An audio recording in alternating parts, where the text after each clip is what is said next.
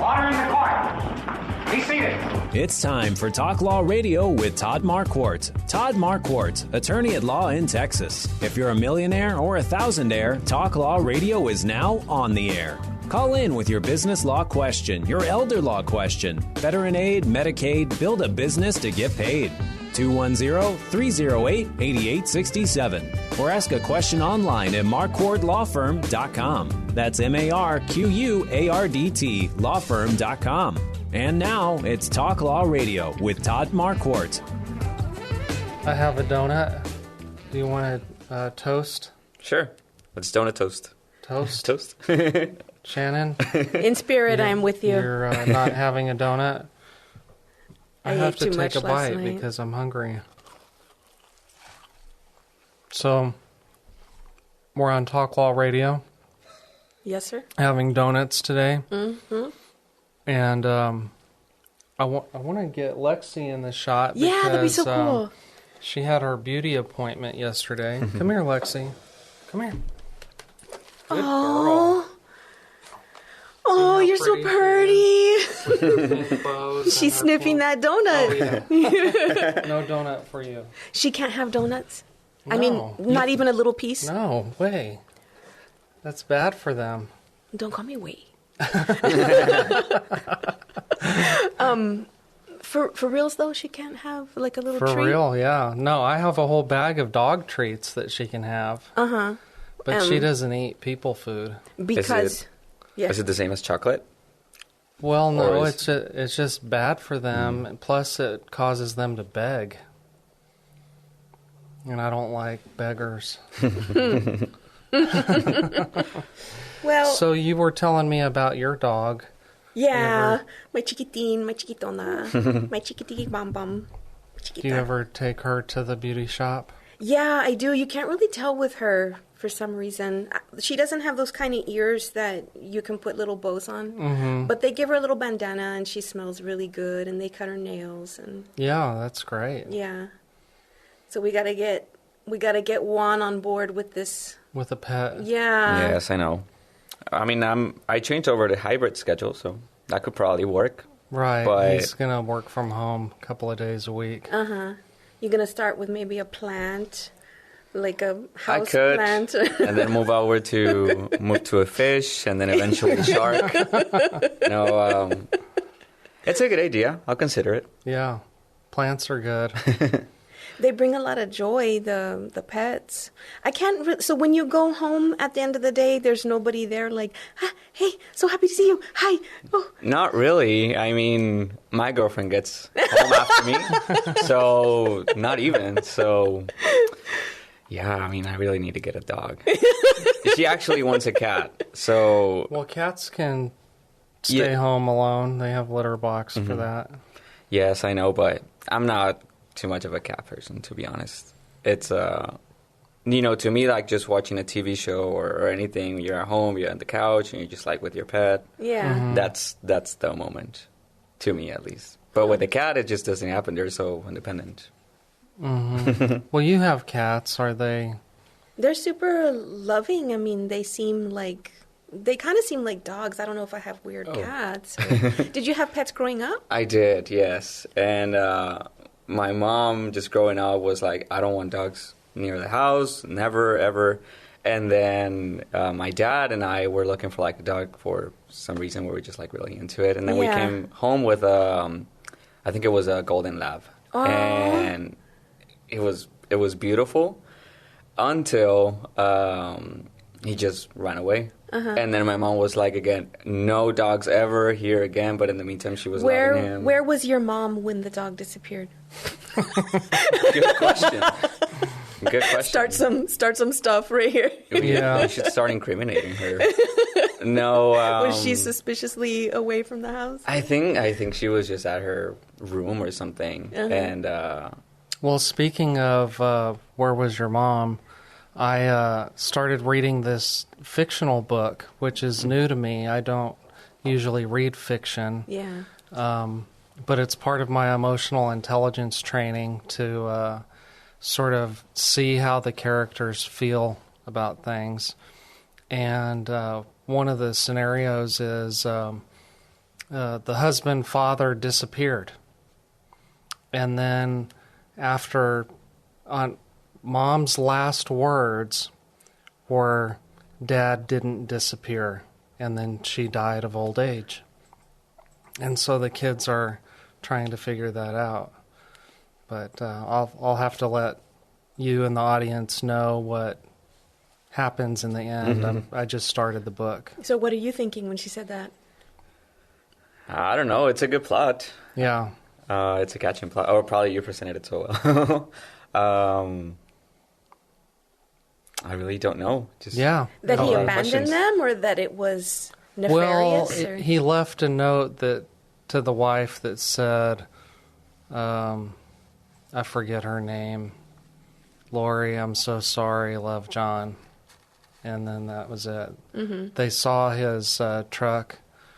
The police investigated, and there was camera footage at the gas station and at the toll in another state. But then they found his truck in a totally different state. So I'll let you know how that goes. Yeah. Are you feeling the emotions of the characters? How that would feel to have that suspense? There's 3 children. One of them is a successful person living in California. One of them is a drug addict, and one of them worked at the factory in the hometown. And so there's lots of dynamics between them in play, which is like most families. Juan, you probably remember some of our probate cases where Yes. the siblings bicker and fight or file lawsuits against each other. Can I take a drink? Oh, yeah, go ahead. And it's interesting because you mentioned probate cases, and you have kind of like an idea of what the family could be like just by knowing this one child. But you're right, everyone's so different. They have their own personalities. They are. tend to feel different things. Do you have siblings? Yes, I have a sister. She's 4 years older than me. And where does she live? In Laredo. Yeah. We used to live together here. Oh, that's right. She's a high school teacher. When y'all were going to school at UTSA. Yes. Yeah, when I moved over here, she was finishing her last semester. And then when she graduated, she started teaching at Roosevelt High School. And then she got offered an opportunity to work in Laredo. So is San Antonio like, quote unquote, the big city? For people in Laredo, yes. Yeah. Honestly. Well, I grew up in a small town. Alamogordo had about 40,000 people. Okay. And I went to the big city in Lubbock, Texas, Okay. which had about 100,000 people at that time. Well, I mean, it's a different magnitude, I guess. Yeah, when I came to San Antonio, I was lost constantly because of all the traffic and the Right. I-35 and I-10, and I-10 says east and west, but really it goes up, right? And so I didn't understand how to get home from downtown. I ended up at some Kentucky Fried Chicken one time, and I said, do you know where Leon Valley is? And, of course, they didn't speak any English in that part of the town. And so they said no, and I just had to keep driving. Try somewhere else. Yeah. Shannon, you're silent. What? I'm fascinated. This is you in San Antonio back in the day. Well, back in the olden Wow. days, we didn't have GPS. Right, and right. so I had to yeah. print out all these MapQuest papers. Right. And then you would stop at a gas station, and it was kind of the gas station's job to give you directions. Because can you imagine a world without GPS? Is this? Well, I lived it. But for lived one. it. I mean, probably I did. How? At some point. Sometime. I wasn't driving by then, but I do remember my parents using like the big maps to guide whenever we went to family trips. I had to help my dad. We were like in Los Angeles or something, and I'm a child, and he's asking me to be the navigator. Yeah. And I don't know. There was just one time I said, Dad, I think that there's a turn coming up and you have to decide which way to go. And of course I didn't know which way to go. And he said, well, how do you know that there's a turn coming up? And I said, well, it says junction. And I think that means you have to decide. Mm-hmm. Grew up quick. I did. Yeah, for more than one reason. Yeah. But I would really like to hear more about your thoughts on San Antonio when you landed here. Yeah. What year was that? 2006. Dang, that world doesn't exist anymore. Right.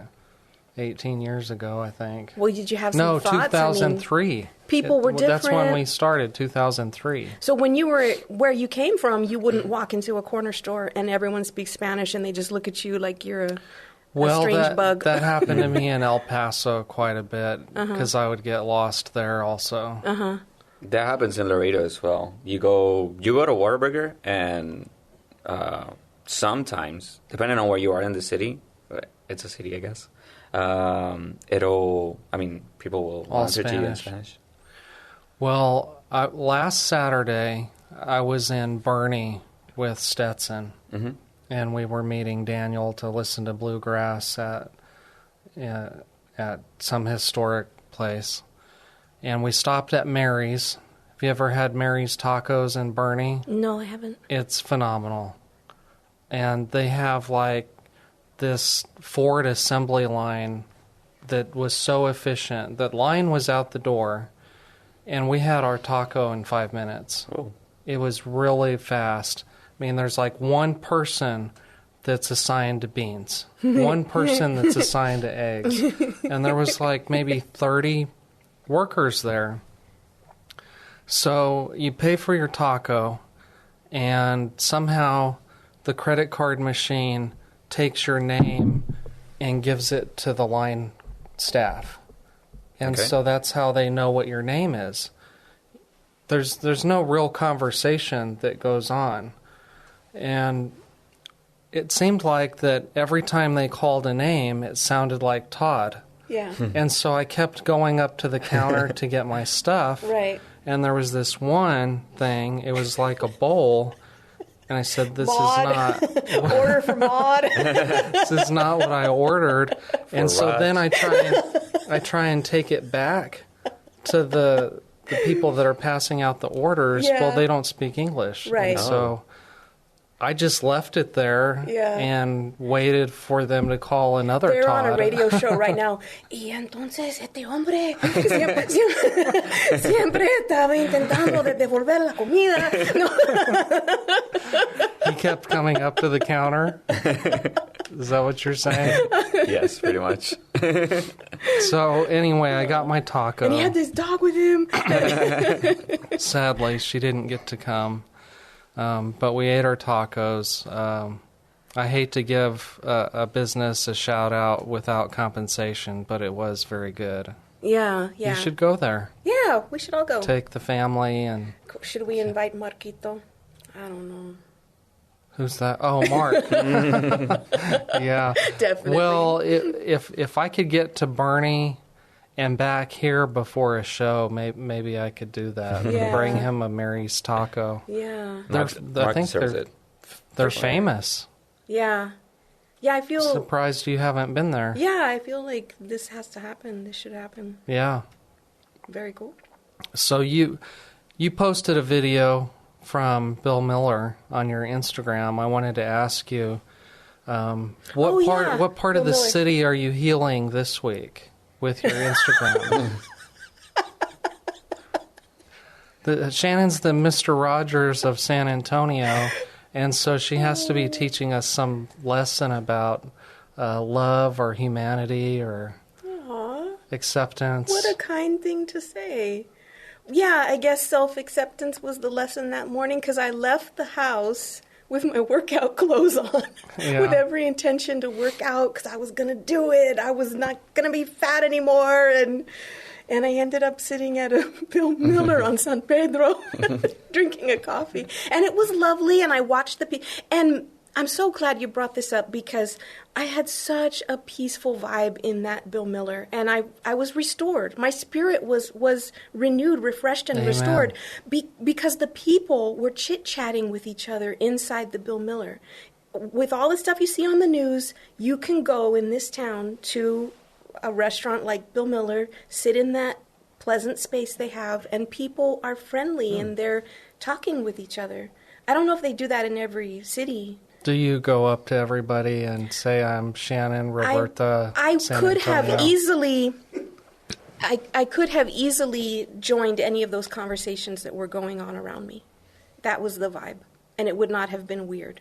I don't know if you can do that in other cities, but that's us, and I pray we never lose that small town feeling. We're getting so big. Everybody's from somewhere else, it seems. Yeah, I worry about somebody that's going to cause a confrontation, like, don't come up to me when I'm eating my taco. Well, you'll get the vibe, though. I mean, you'll sense it. I don't really believe you that you have low EI, emotional intelligence. I really don't believe you, because I know you would sense that. If it was... that's how I perceive that everybody is. Really? Is like, don't talk to me. Do you have good I think I'm kind of in the middle here, honestly. But I do enjoy, that small talk whenever you're ordering stuff and, the cashier goes, hey, how's your day going?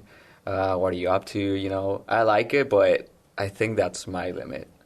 I'm kind of like in the middle between like introvert and extrovert. So if someone were to walk up to me and just say, hi, how are you doing? And I'm eating my Shannon. taco, I'm the most randomly friendliest person. And I'm going to chit-chat with you. I would definitely say hi to Shannon, of course. But I don't know. That would be it. Like, hi, I'm good. And I like to enjoy my taco. They were older people. They were all at least over 50. And I know enough to know that I don't know about the younger generation, so I'm a lot more cautious. I have offended the younger generation before because I think they even date on text message. Like you have to send. So I know that I don't have the proper skills to.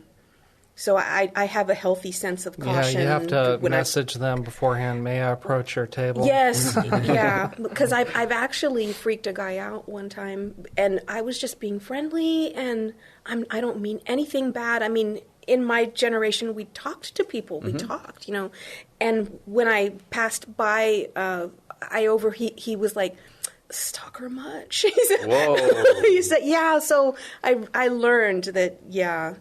You think you're being friendly, but with some people and then you that have to... cuts you down and you're afraid to talk to anybody else. Well, a normal person might feel like that, but I wasn't. I just put it in my bookshelf of emotional intelligence reference. Okay. And said just be more cautious with, Well, I learned from Jerry Seinfeld's show, Seinfeld. Remember his uncle, Leo? Yeah. Jerry confronted him because he saw Uncle Leo steal a book at the bookstore. Right. And Uncle Leo said, you saw me at the bookstore? And you didn't say hi? And you didn't say hello?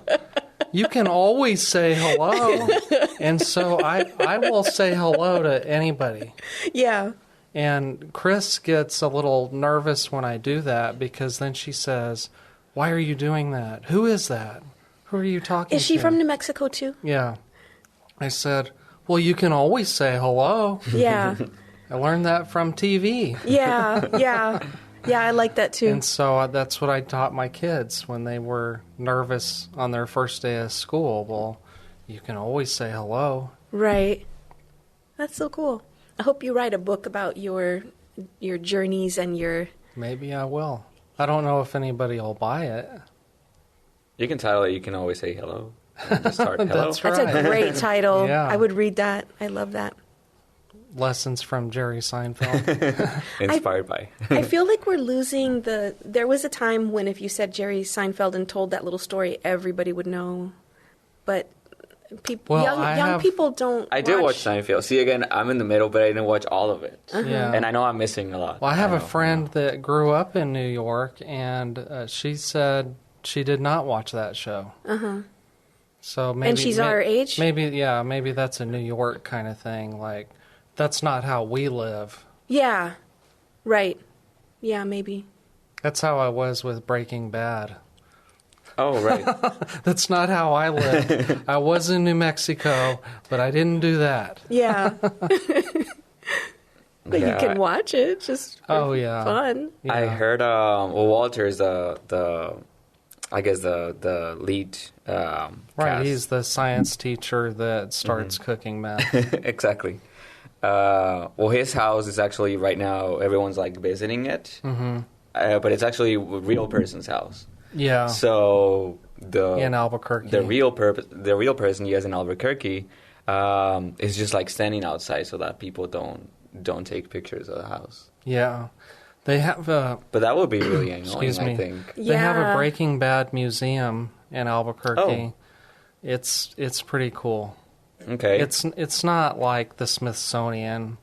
It's not professionally done, really. It's just like some entrepreneur that wanted to sell a bunch of Breaking Bad merchandise.